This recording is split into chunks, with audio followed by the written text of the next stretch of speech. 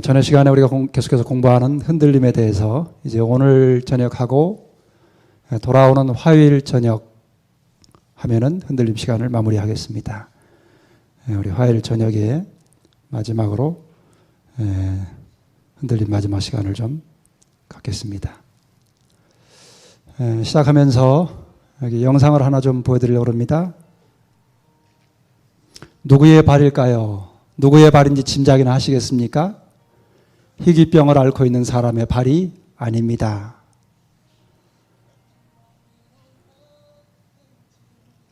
사람의 발을 닮은 나무 뿌리도 아닙니다. 나무 뿌리 같습니까? 언뜻 보니까. 사람들을 놀래켜 주자고 조작한 엽기 사진 따위도 아닙니다. 예수님의 고향을 쫓아 나선 순례자의 발도 이렇지는 않을 것 같습니다.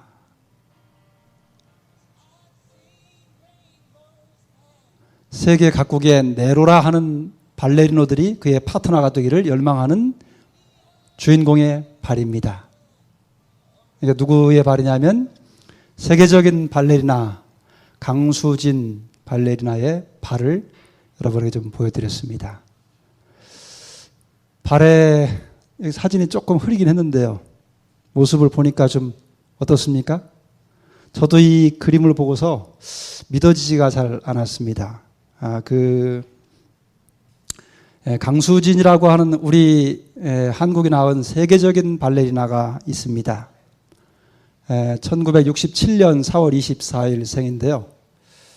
독일 슈투트가르트 발레단의 최초의 아시아인이면서 최연소 입단 기록을 낸 사람입니다. 그리고 아시아 최초의 종신 단원이기도 합니다. 이렇게 어떤 분이 이야기를 하더라고요. 성악에 조수미가 있다면 발레엔 강수진이 있다. 이렇게 말을 할 정도로 우리는 사실 발레에 대해서 많이 이렇게 보는 그런 문화가 아니라서 잘 모르지만 여러분이 한번 인터넷을 들어가 보시면 이 강수진이라고 하는 발레리나가 얼마나 유명한 사람인지를 새삼 알고 놀라게 될 겁니다. 이 강수진이라고 하는 이 발레리나가 그렇게 세계적인 유명한 발레리나가 되기까지 그가 얼마나 많은 훈련과 연습을 했는지를 그의 발을 통해서 우리가 짐작해 볼 수 있습니다.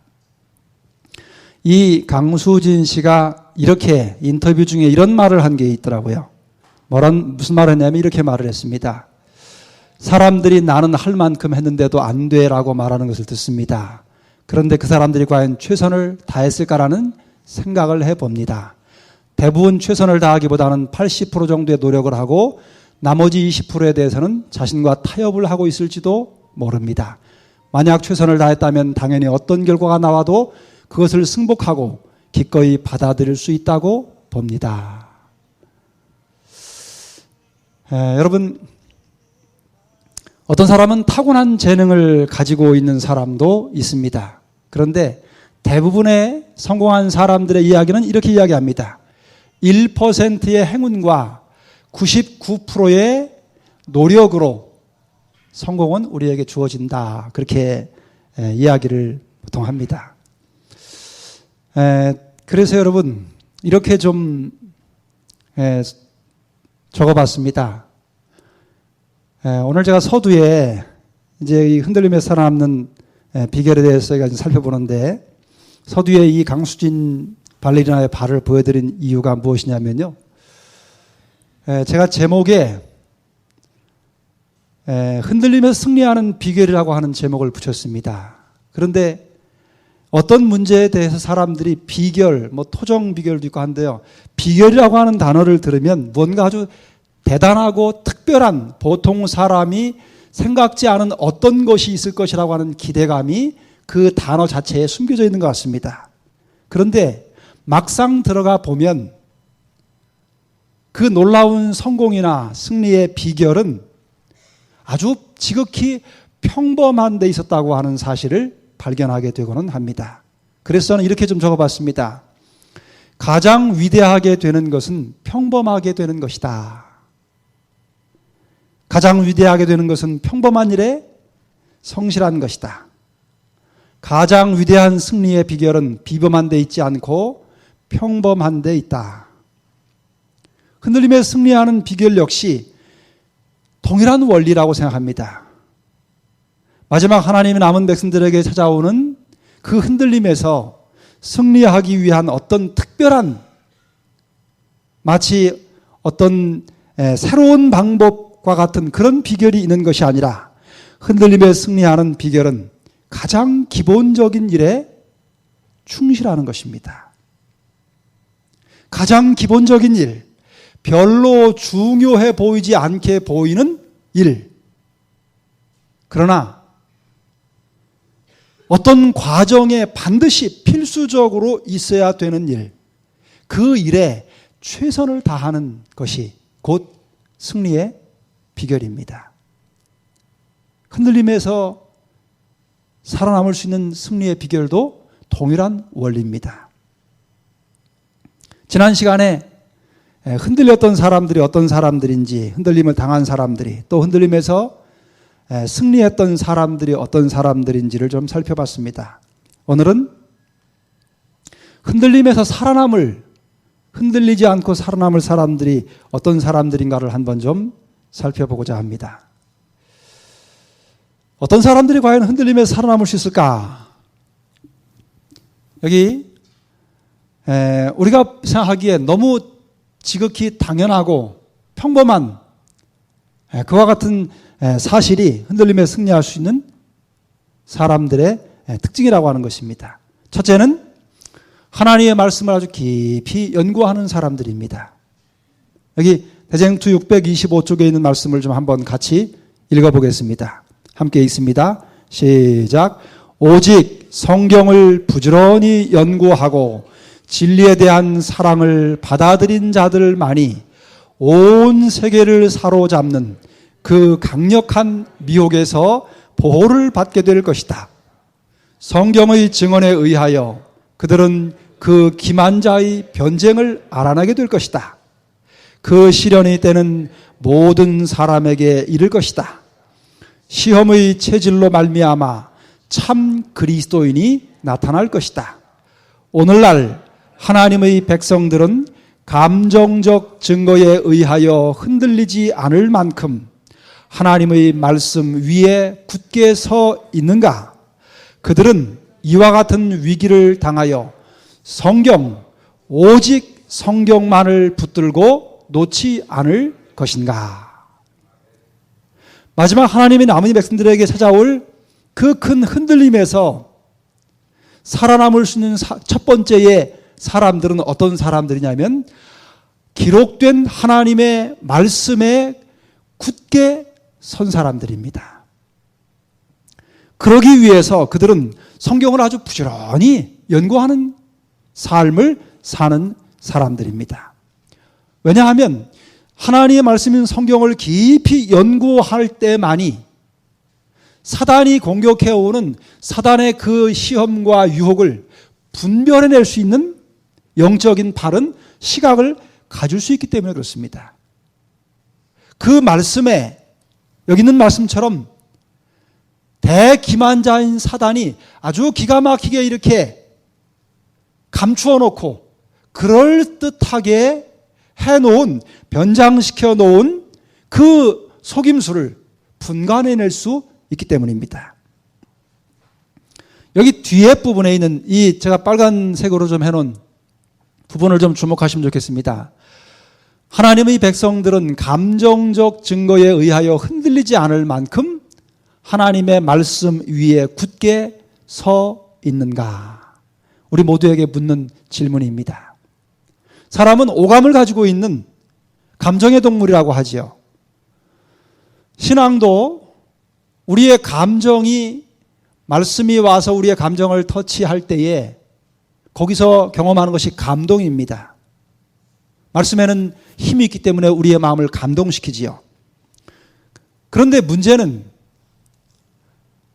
믿음의 삶을 사는 하나님의 백성들이 하나님의 말씀, 기록된 말씀 위에 그 믿음의 뿌리를 깊이 내려야 하는데 그 부분이 연약한 가운데에 오히려 인간적인 감동이나 감정에 치우치기가 아주 쉽다고 하는 것입니다. 마지막 흔들림에서 살아남을 수 있는 사람들은 자신의 어떤 그 감정을 우선하는 사람들이 아닙니다. 그리스도인이라고 해서 감정을 무시할 수 없습니다. 감정은 매우 중요한 영적인 어떤 부분에 있어 기능을 하는 요소이기도 합니다.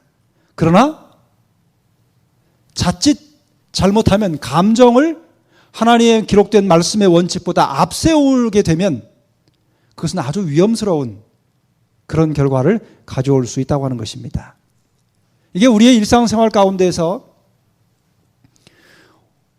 감정적인 그 증거 때문에 흔들리는 것이 어떤 경험이냐면은 우리가 느끼는 바, 우리의 마음속에 와닿는 생각들, 이것들이 내 신앙을 좌지우지하는 경우를 이야기합니다.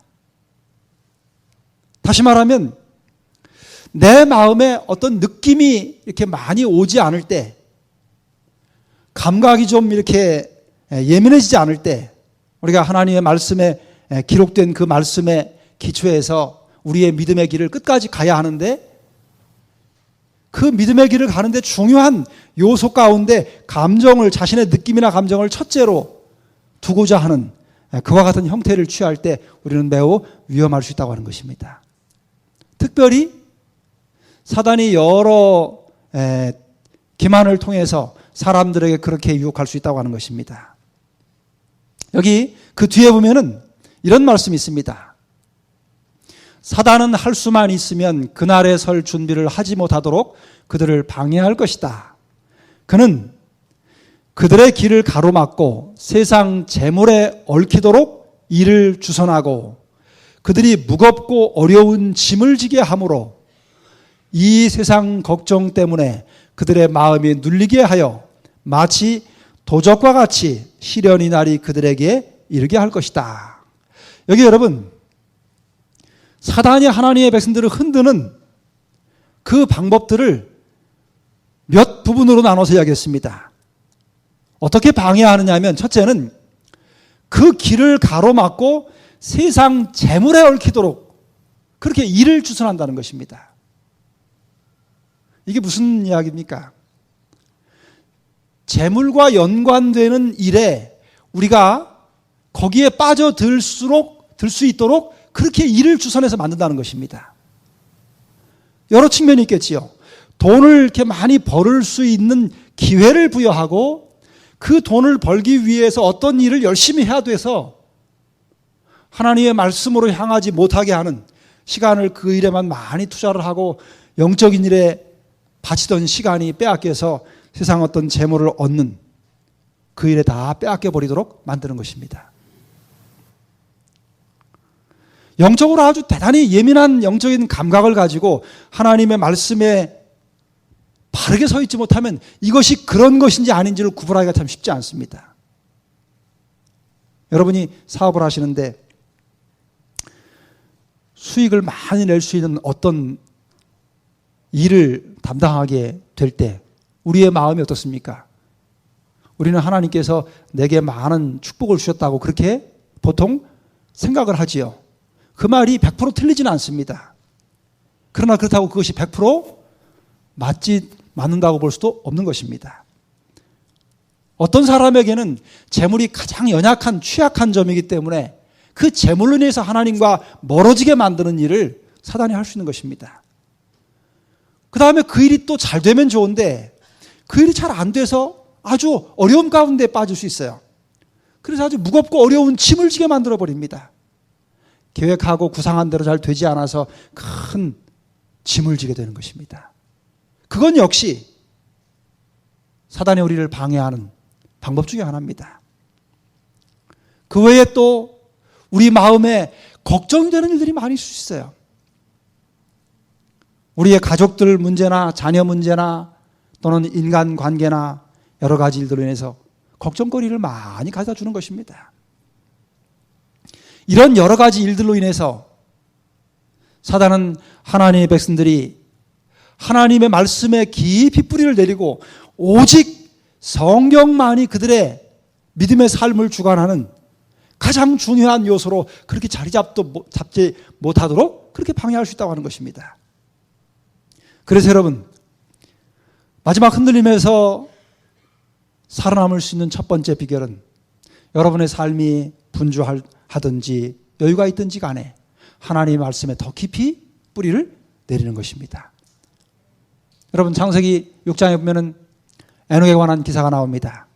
5장과 6장에 보면은 에녹에 대한 기사가 나오는데, 에녹은 그의 삶이 바쁘면 바쁠수록 그것에 비례해서 하나님과 함께하는 시간을 더 많이 가졌다 그랬어요. 우리의 생각을 10이라고 쳤을 때 우리의 마음의 생각 가운데 9가 세상에 재물을 얻는 일에 가 있거나 세상 일에 가 있고 1만이 하나님께 가 있다면 당연히 힘의 균형을 잃어버릴 수밖에 없습니다. 우리는 어디로 당연히 치우칠 수밖에 없냐면 하나님이 아닌 반대쪽 세상으로 치우칠 수밖에 없습니다. 에녹은 그렇게 하지 않았다는 것입니다. 세상 일이 바쁘면 바쁠수록 하나님과 함께하는 시간을 더 많이 늘린 것입니다.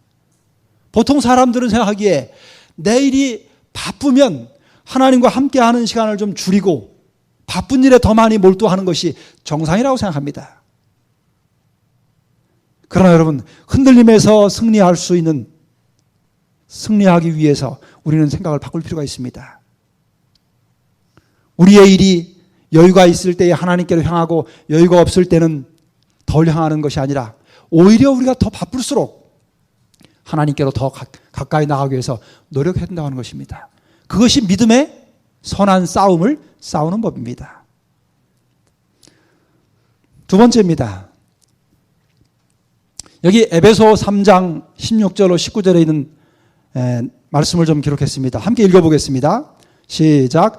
그 영광의 풍성을 따라 그의 성령으로 말미암아 너희 속 사람을 능력으로 강건하게 하옵시며 믿음으로 말미암아 그리스도께서 너희 마음에 계시게 하옵시고 너희가 사랑 가운데서 뿌리가 박히고 터가 굳어져서 능히 모든 성도와 함께 지식에 넘치는 그리스도의 사랑을 알아 그 넓이와 길이와 높이와 깊이가 어떠함을 깨달아 하나님의 모든 충만하신 것으로 너희에게 충만하게 하시기를 구하노라.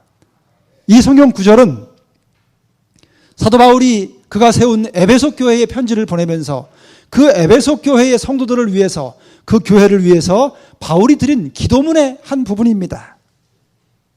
바울이 에베소 교회를 위해서 어떤 기도를 드렸는지를 이 말씀을 통해서 알 수 있습니다. 바울의 기도의 요점은 무엇이냐면 에베소 교회에 속한 성도들의 믿음이 진리의 반석에 깊이 뿌리가 내리기를 원하는 것입니다. 근데 여러분, 영원한 반석이 누구십니까? 바로 예수 그리스도십니다. 바울이 에베소 교인들을 위해서 기도한 그 기도문은 하나님께서 오늘 마지막 시대를 살아가는 남은 백성들을 위해서 바라시는 것과 일치하는 것입니다.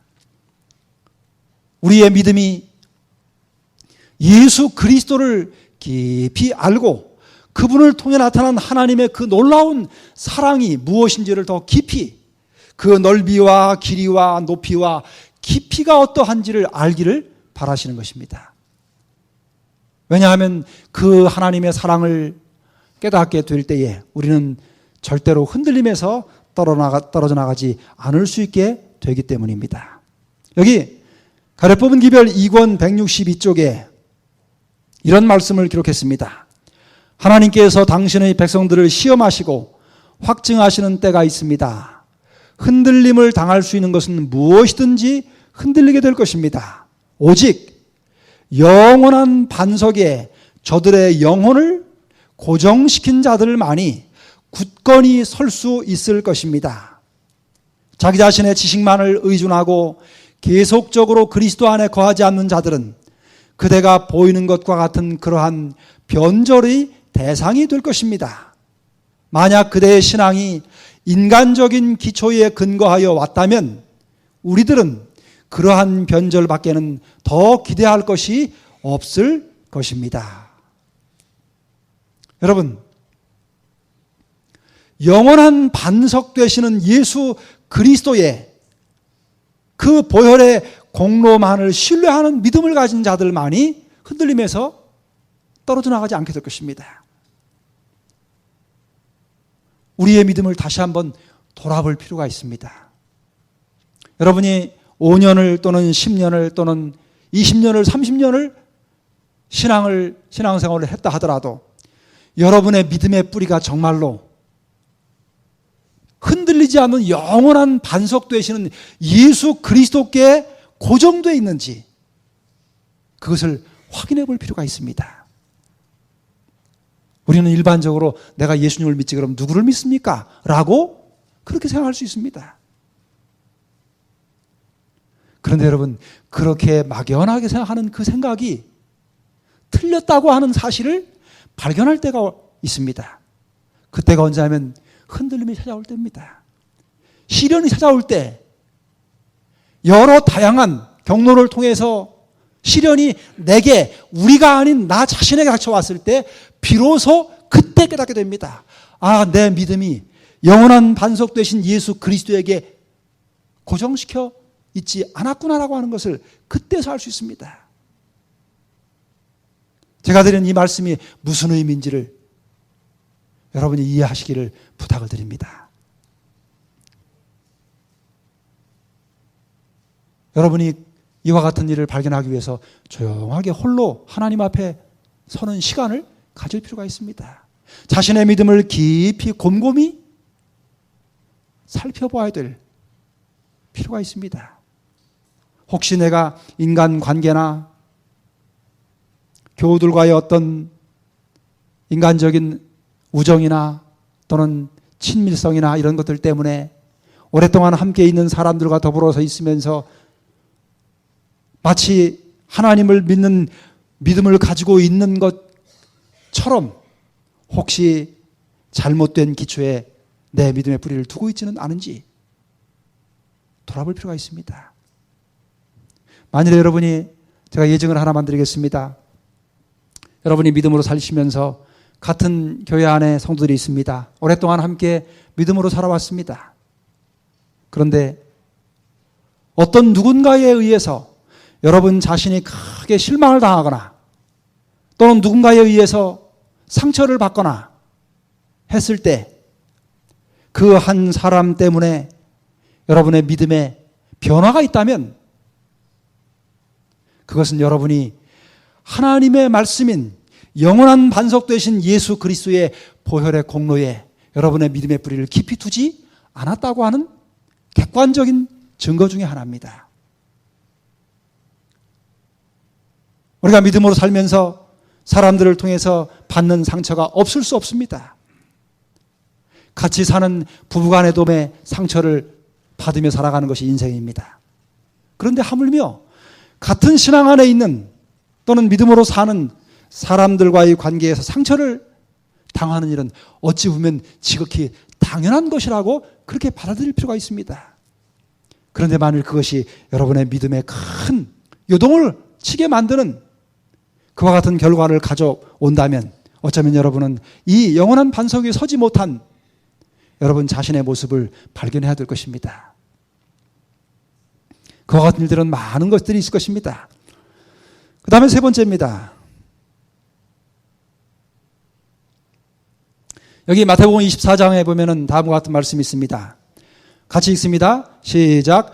불법이 성함으로 많은 사람의 사랑이 식어지리라. 그러나 끝까지 견디는 자는 구원을 얻으리라. 마태복음 24장 12절 13절입니다. 마태 24장은 무슨 장이지요? 재림의 징조의 장입니다. 예수님이 재림하시기 전에 일어날 여러 징조들을 예수님이 말씀하셨는데 그 중에 하나가 무엇이냐면 불법이 성해서 많은 사람의 사랑이 식어질 것이라 그랬어요. 여러분, 사람이, 더 정확히 말해서 성도들이 하나님의 교회에서 멀어져 가는 가장 중요한 요인이 무엇입니까? 교회를 떠나가는 가장 큰 요인이 무엇입니까? 무엇이 부족 때문이에요? 사랑의 부족 때문입니다. 우리가 흔히 표현하기를 관심이 부족하다 그러지요. 관심은 사랑의 또 다른 표현입니다. 마지막 하나님의 교회가 사랑이 점점 식어져 가는 것은 이미 예언된 일입니다. 그런데 여러분, 만일에 그 사랑이 식어져 가는 것 때문에 여러분이 견디지 못하고 흔들려 떨어져 나가는 그와 같은 입장에 처한다면 우리는 마지막 흔들림을 위해서 바로 제대로 준비되지 못한 것입니다. 여기 주기문제 보면 이렇게 기록합니다. 이 무리의 수요는 점점 줄어들었고 어떤 이들은 흔들림을 받아 정lu에서 떨어져 나갔다. 오래 참고 고민과 간구를 통해 그 고귀한 승리를 쟁취한 자들과 연합하지 아니한 부주의하고 무관심한 자들은 승리를 얻지 못하고 어두움 가운데 버려진 바 되었다. 흔들림에 살아남기 위해서 우리가 가져야 될 매우 중요한 한 가지 요소는 오래 참고 견디는 것입니다. 끝까지 견디는 것입니다. 운동 가운데 달리기가 있지요. 달리기는 여러 종목이 있습니다. 100m도 있고 200m도 있고 400m 계주도 있고. 근데 그 달리기 중에 제일 오래 달리는 게 뭐지요? 마라톤입니다. 42.195km를 달려야만 목적지에 도달합니다. 근데 여러분, 100m와 마라톤은 굉장히 달리는 법에 있어 차이가 있습니다. 100m는 최대한 빨리 달려야만, 짧은 시간에 빨리 달려야만 우승을 하지만 마라톤은 그렇지 않습니다. 마라톤은 처음에 전심을 다해서 달렸다가는 나중에는 골인 지점까지 들어가는 일이 쉽지 않습니다. 마라톤을 우승하기 위해서는 자기 페이스를 잘 지키고 그 다음에 그 자기 페이스를 끝까지 유지하는 것입니다. 흔들림에 승리하는 비결도 마찬가지입니다. 오래 참는 것입니다. 여러분, 고린도전서 13장이 무슨 장이지요? 사랑장입니다. 그 사랑장에는 사랑의 특성을 기록하고 있습니다. 그런데 사랑의 특성 가운데 제일 첫 번째가 무엇입니까? 사랑은 오래 참고 그럽니다. 사랑은 오래 참는 것입니다, 여러분. 여러분이 진정으로 예수님을 사랑하신다면 오래 참고 견디는 그 품성이 개발되어야 됩니다. 진짜 사랑은 오래오래 참습니다.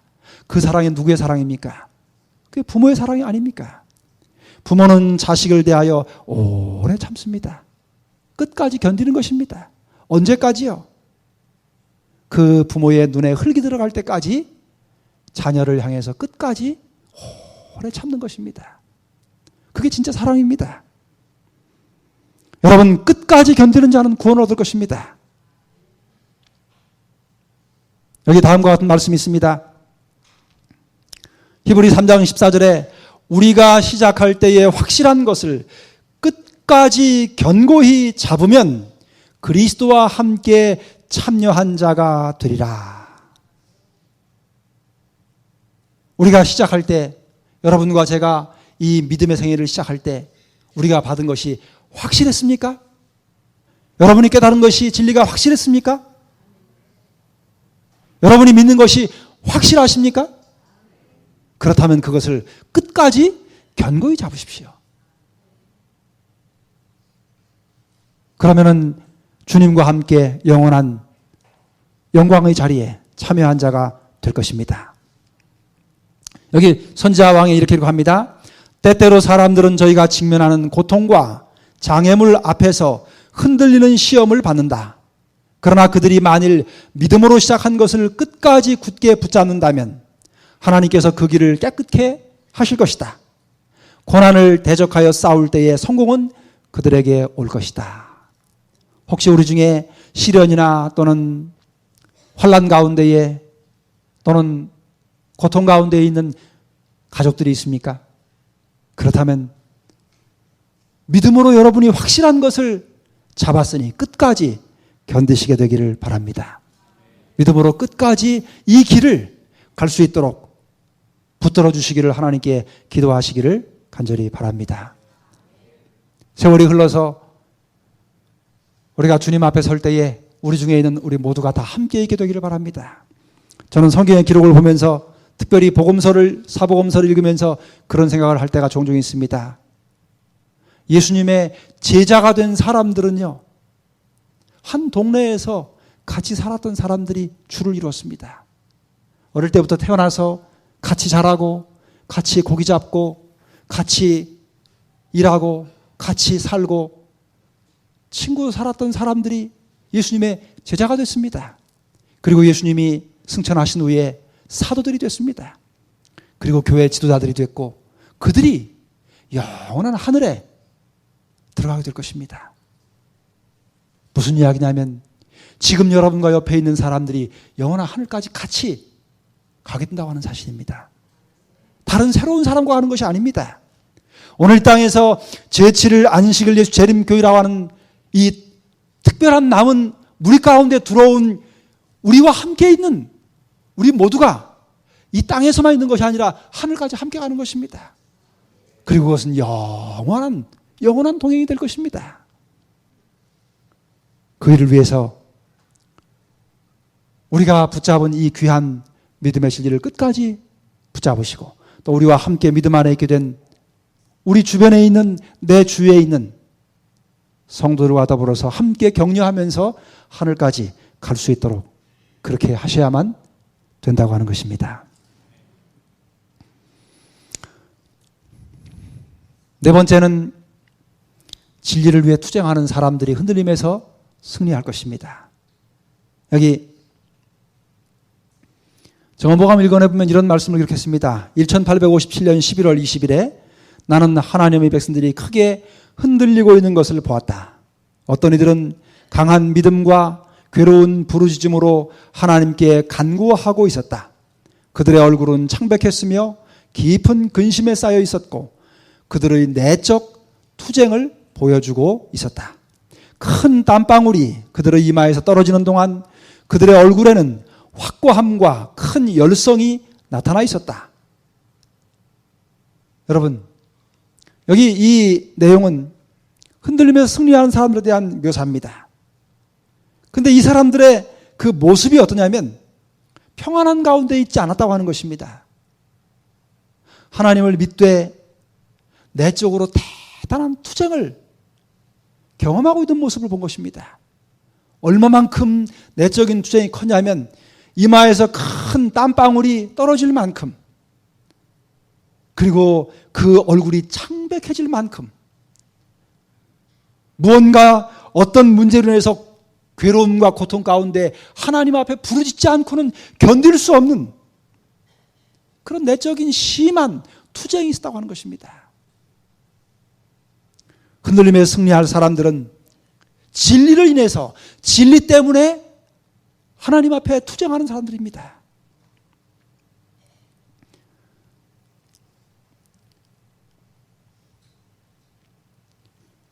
여러분, 지난 시간에 우리가 살펴본 것처럼 야곱은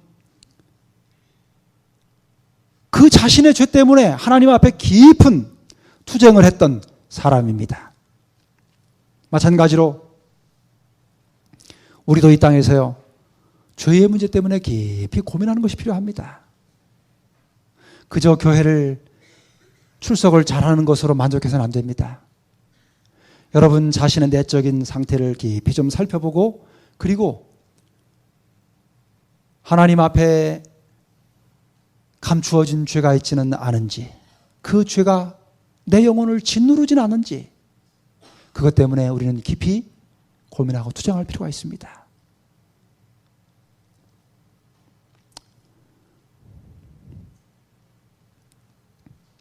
그렇다면 이 흔들림의 시기에 어떤 사람들이 하나님의 교회에 필요한 것인가? 흔들림의 시기에 필요한 사람들이 있습니다. 첫 번째는 여기 에스겔서 9장에 보면 다음과 같은 말씀이 있습니다. 그룹에 머물러 있던 이스라엘 하나님의 영광이 올라 성전 문지방에 이르더니 여호와께서 그 가는 베옷을 입고 서기관의 먹그릇을 찬 사람을 불러 이르시되 너는 예루살렘 성읍 중에 순행하여 그 가운데서 행하는 모든 가증한 일로 인하여 탄식하며 우는 자의 이마에 표하라. 여러분, 이 말씀이 무슨 말씀이냐면 하나님의 백성들의 이마에 인을 치는 장면을 기록했습니다. 근데 어떤 사람에게 인을 쳤냐면 예루살렘 성읍 중에서 일어나는 모든 가증한 일들을 인해서 울며 탄식하고 있는 사람들의 이마에 인을 치라고 그랬어요. 그것이 의미하는 바가 무엇입니까? 흔들림의 시기에 교회에 필요한, 하나님의 교회에 필요한 사람들은 하나님의 남은 백성들이 그 삶에서 그들 속에서 일어나는 마땅히 일어날 수 없는 죄악들을 보고 그것 때문에 하나님 앞에 눈물을 흘리며 교회를 위하여, 성도를 위하여 기도하는 사람들입니다. 그런 사람들이 이 흔들림 시기에 필요한, 하나님의 교회에 필요한 사람들입니다. 내 곁에서 일하고 있는 형제의 죄를 보면서 나는 그렇지 않으면 된다고 스스로 자신만을 위해서 안도의 한숨을 쉬고 있는 사람들이 아니라 형제가 지은 그 죄가 내가 지은 죄라고 그렇게 느끼고 가슴 아파하며 하나님의 교회의 정결함을 위하여 하나님께 눈물로 기도하는 사람들이 필요한 것입니다. 그들을 통해서 하나님의 교회는 마지막 맡겨주신 사명을 감당할 수 있게 될 것입니다. 여기 그리스도인 선교봉사에 이렇게 기록합니다. 같이 읽겠습니다. 시작. 그리스도께서는 그리스도 교회의 기초를 세우기 위하여 마침내 11 제자와 몇 명의 신실한 여인들만이 남을 때까지 여러 번 그의 제자들을 체질하셨다. 짐을 져야 할 때에 뒤로 물러서는 자들이 있다. 그러나 온 교회가 열기를 띠고 있을 때에는 그들은 열심을 내어 노래하며 소리도 지르며 환희에 휩싸이게 될 것이지만 그들을 경계하여야 한다. 그러한 열정이 식은 뒤에 선두에 나서서 흔들림이 없는 원칙을 말할 자는 다만 갈렙과 같은 신실한 소수의 무리뿐이다.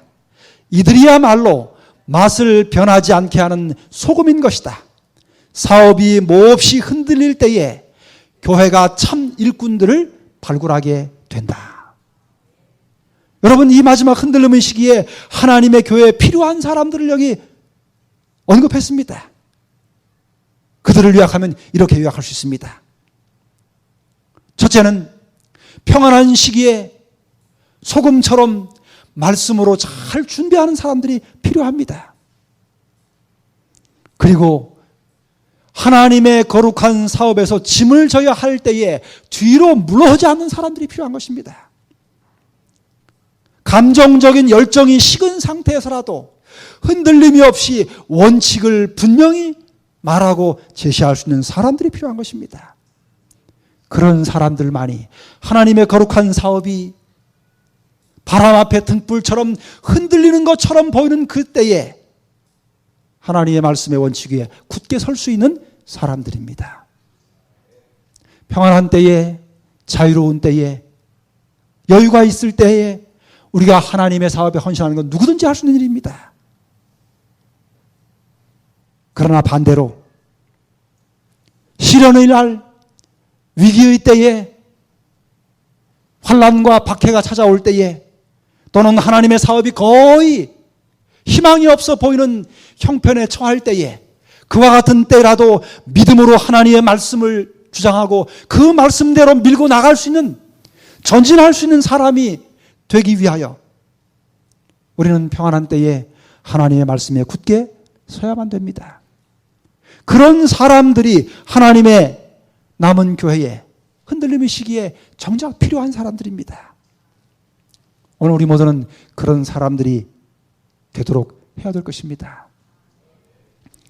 모두가 다 으쌰으쌰해서 함께 으쌰해서 뭔가를 이룰 수 있는 때는 누구든지 다 함께 할 수 있습니다. 그러나 대부분의 사람들이 그것은 불가능하다고. 그것은 우리가 할 수 없는 우리 권한 밖의 일이라고. 그렇게 포기하고 주저앉는 상황에서 하나님께 대한 굳건한 믿음을 가지고 기록된 하나님의 약속을 붙잡고 앞으로 전진할 수 있는 그와 같은 사람이 하나님의 남은 교회에는 필요한 것입니다.